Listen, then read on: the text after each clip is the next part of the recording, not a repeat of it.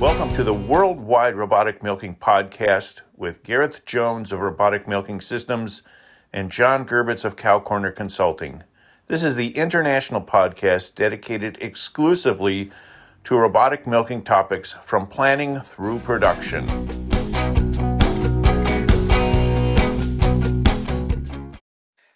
Hi, my name's Gareth Jones from Robotic Milking Systems in the UK. And I'm John Gerbitz from Cow Corner Robotic Milking Consulting in the US. And this is our podcast, Worldwide Robotic Milking. John, good to see you again. We're talking at the end of April, and it seems a good time to talk about grazing with robots. We got cows out at grass now, on whether it's robotics or conventional milking. Here in Wisconsin, those that are grazing have had cows out for maybe a month, maybe 2 weeks, something in that range. So as you said, we're just at the beginning of the grazing season.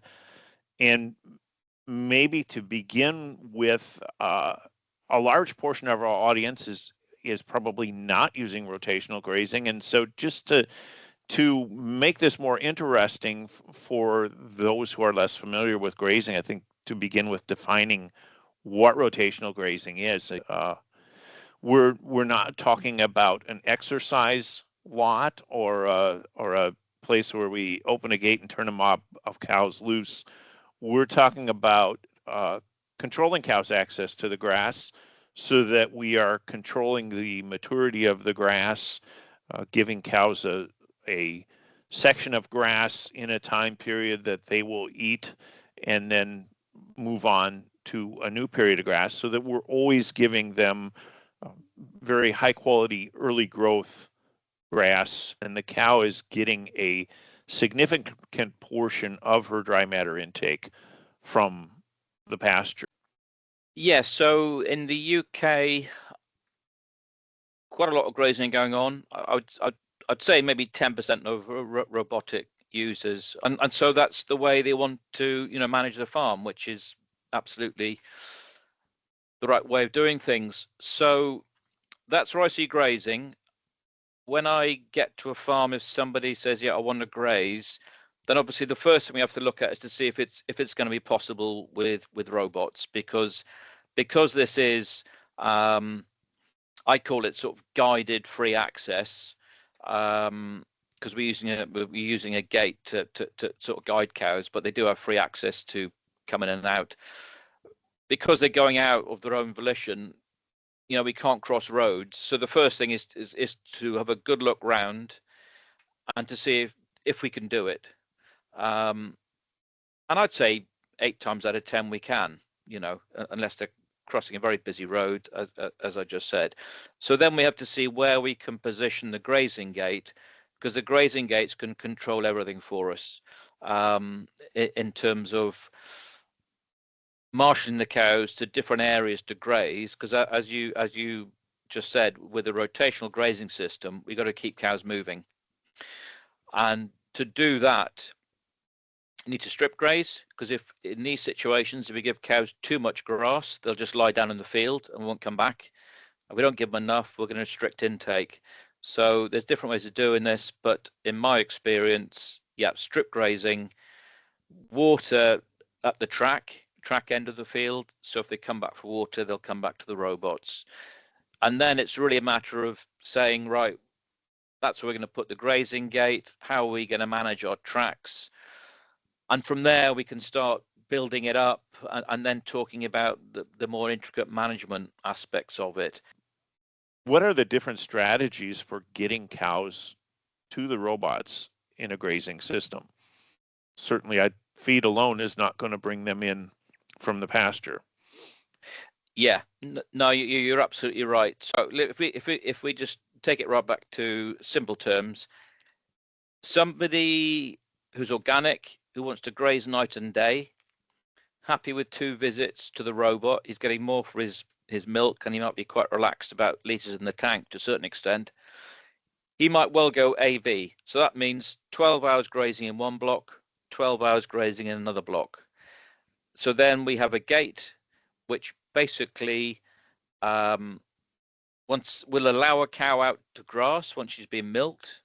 She'll go through an archway. If she's been milked, they'll let her out. I think you've described this before as it's really a guided flow system where the barn is the commitment pen. Is that fair? Yeah, it is. So once she's been milked, she can go.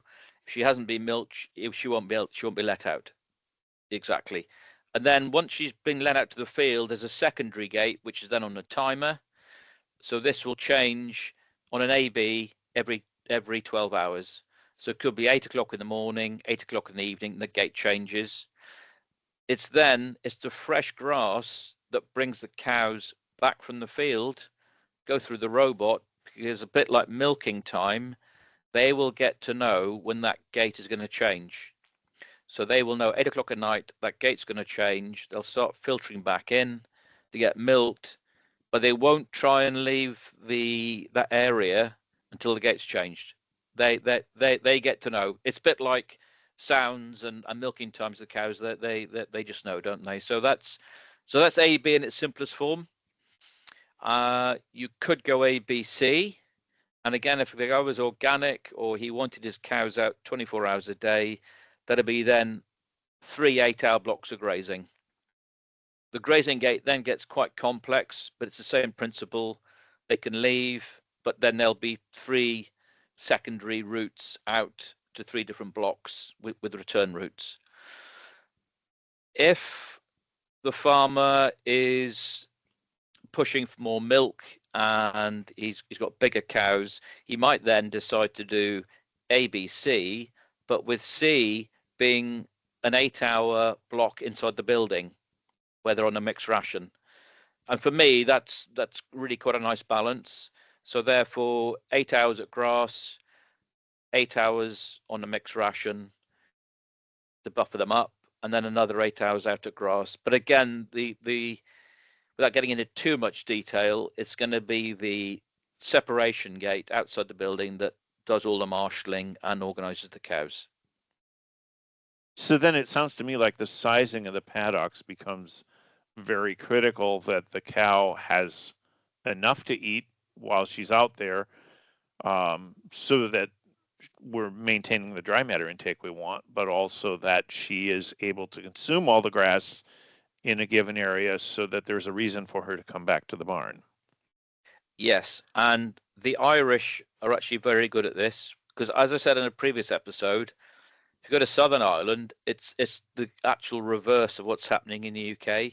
It's mostly 80 or 90% grazing, and the remainder is housed. And that's just due to their history. It's due to the fact that most of the milk goes into processing. The factory is actually shut over there for 6 weeks of the year, so they can't actually produce milk at the end of the winter. So they all calve in the spring, and all the cows go out to grass, and it's a low-cost grazing system. So for robots, they have to fit into that system. So I've been over there 3 or 4 times to see it in practice, because in fairness, I would say the Irish really sort of developed this grazing with robots. And yes, so they strip graze. They'll even put a back fence in so that the grass can recover when the cows move into the next paddock. And I have also seen this taken to a fairly, well, they use plate meters, but I've also seen this taken to another level where people are using an app on their phone, and linked to the plate meter, and it'll tell them exactly how much dry matter they're looking for, and it'll tell them where to put the fence. So they are allocating dry matter then on the day or on the 8-hour break. So it is quite a precise skill, and it's polar opposite to the skills that are involved with a sort of intensive house system. So it's a different mentality. So to take the use of technology to another level, I'm familiar with systems like Halter that are virtual fencing, and I know in the U.S.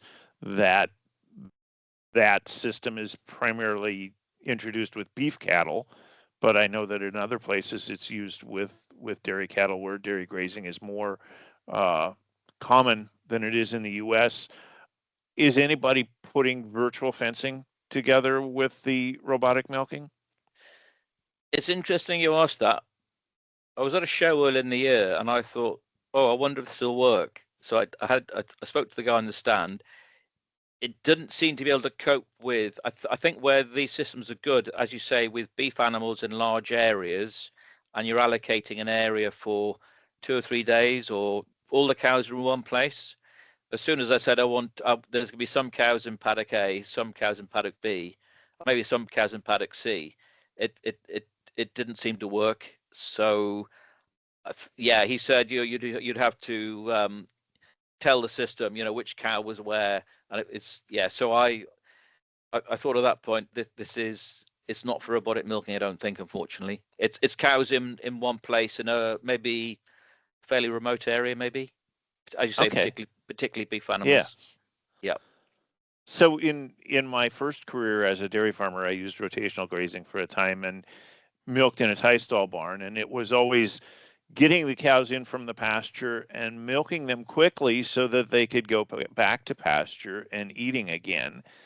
And I see a little bit of contrast with that, with a limited number of box robots that are expected to run more hours per day. I think how do you control bringing cows to the robot over more time and avoiding slugs of cows coming to the robot to all be milked at once and get them back out to the pasture as quickly as possible? Yeah, so that's really where the grazing gate comes in. So really, you do want a steady flow. You will get some quiet periods, but it's when that gate change is coming, you get cows moving, but they won't all move at once. I think, as we spoke about before, yes, you're going to end up with more idle time or free time on a grazed robotic system than you do on a house system. But the guys that are doing a really good job would be doing the ABC with a gate change every 8 hours, and in that way, you're really trying to even out your cow flow as best you can over 24 hours. There's no doubt without the grazing gate, then you are going to get big slugs of cows all come back at once. So that's where the grazing gate really, it's the grazing gate and the grazing that really evens the cow flow out. And I think, as I said earlier, it's the knowledge that the cows are going to get a fresh break of grass is what keeps them moving, not the concentrates in the robot. So I've always thought of the ABC as fresher grass all the time by giving them smaller paddocks, but I see from what you're saying that it's 3 pulses of cows instead of 2 pulses of cows, Yes, basically, exactly. which gives us better useful utilization. And if they're coming on a bell curve, we've got 3 peaks of that bell curve instead of 2.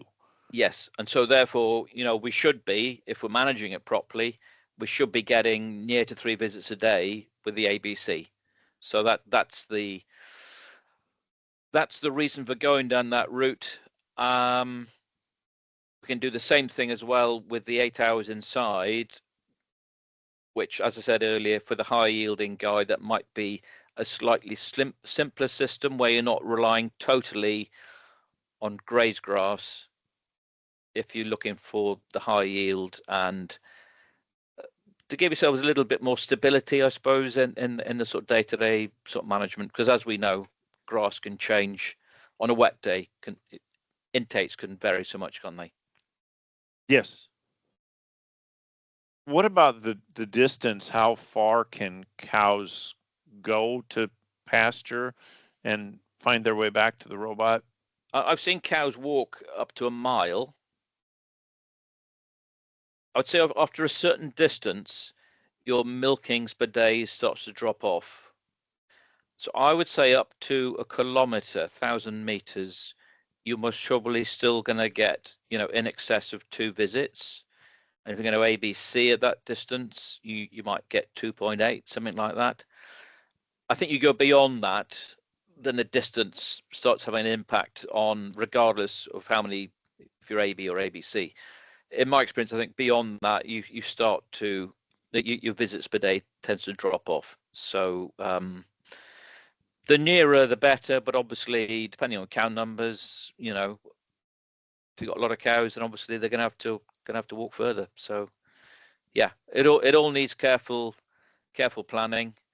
And what I normally say to people as well is give yourself at least 3 months. If it's a new startup, give yourself at least 3 months inside, get the cows used to that aspect, because it'll be another challenge again when you start grazing, to get them through the grazing gate, get them used to it, and get some routine going. You mentioned a little bit about water, and to clarify that some, I have talked to people who have said only provide water in the barn so that the cows have to come to the barn, and that seems a little bit harsh to me, especially in the middle of summer when it's 90 degrees Fahrenheit and the sun is beating down and there's no breeze. That's got to limit dry matter intake. Yeah, I'm not a big fan of that. I don't think there's much of that going on in the UK now. I think, again, initially, I'm talking about 20 years ago, we maybe thought that's what we had to do to get them back. But what I've seen in Ireland and what I normally recommend is that you simply put the water near the track. So if they come off the grazing to drink, then they'll naturally sort of migrate their way back to robots. But there's no need to restrict it, and yeah, I don't think we should.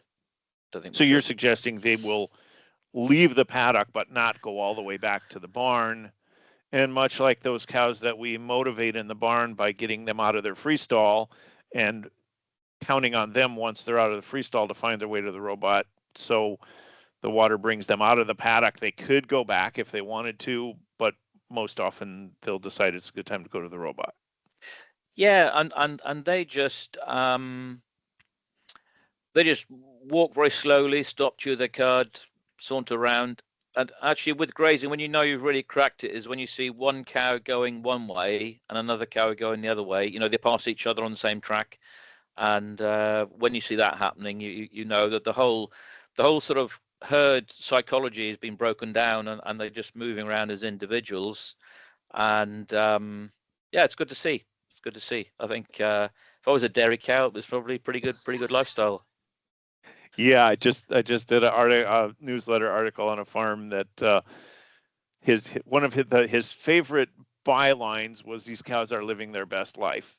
Yeah, and that sounds to me like the grazing and the robots is definitely cows living their best life. So for those that are grazing now and milking in a parlor or in a tie stall barn, thinking about going to robots, what are some of the things that they need to think about to determine whether this is going to be a fit? I suppose the first thing is this something they really want to do? You know, have they got the enthusiasm for it? And if they have, that's the first question answered. Go the extra mile. Can they actually access the grass? So that's critical. Are there roads in the way? Is it a busy yard? So if you get over those first two barriers, we can then normally say, right, that's where we're going to put our gate, and then they have to be prepared to strip graze. Tracks are very important. We need tracks if it's block A and block B, we've got to have our tracks, but they don't need to be with a conventional herd, 5 meters wide. We need something 2 meters wide because the cows are going out individually. And there is a benefit as well, which you haven't talked about with cows grazing with robots, is they are going out individually. They're not moving around as a herd. And so gateways, and they're not pushing through. It seems better for cows' feet as well. And it's much better to find out at this stage if I'm going to speak to them, to challenge them a bit, because if anyone's half-hearted about it, it's better forgotten, and it's better to keep your cows in. But if you want to make it work and you haven't got these physical barriers, then it's totally doable if the will to do it is there. I think this is something that struck me. The first grazing dairies that I visited is we're looking at a different layout the paddocks. Where with the ABC systems, we need lanes that access several paddocks. On my farm when I was grazing, if it was one lane that took me to the far pasture, that's okay. I was changing gates when I went out and got the cows and brought them back. And I would control the path, but the path has to always be there and ready with the robotic grazing so that she is moving from one paddock to the next without us changing gates. Yes, exactly. And some people might go A, B, and then they decide they want to go A, B, C, and then you end up with a manual intervention, which isn't great. So you really want to automate this if you can, the whole thing. So then you're not reliant on someone 7 o'clock in the morning just having to move a wire just to access the next block. It does happen sometimes, but obviously if it's automated, it's the way to go. The other thing that you mentioned is being committed to it and the right mindset. And I think that this is a place where I find similarities between robotic milking and grazing. It's giving up the sort of known, isn't it? The this is what we've always done. We're in control. We move the cows around the herd. They do what we want them to do, and it's giving that up. And it can, particularly with, if I talk to someone about a house system, it's they can see it working. They can go to a farm, see it working, free access, routed, whatever it is. Grazing takes a bit more getting your head around to really think, well, can I actually do this? Is this, because it does take it takes a few visits to a few farms just to really just understand how it works, and look at that grazing gate. It can be, it looks very complicated, but yeah, if there's a will, then there's certainly a way to do it. Very good. I think that really wraps the whole thing up with a bow. I think if we go back to the Facebook post that both of us saw, where someone was asking, does grazing with robots really work? And they wanted an independent evaluation of that question. And I think we've provided that here. And the answer is yes, if you wanted to. Exactly. Couldn't have put it better myself. Brilliant. All right. Thank you, Gareth. John. Good to see you. See you next time. Thank you for listening to the Worldwide Robotic Milking Podcast, where Gareth Jones of Robotic Milking Systems and John Gerbitz of Cow Corner Consulting share their insights on robotic milking around the world. Join us again for the next episode, and be sure to like the show where you listen to podcasts.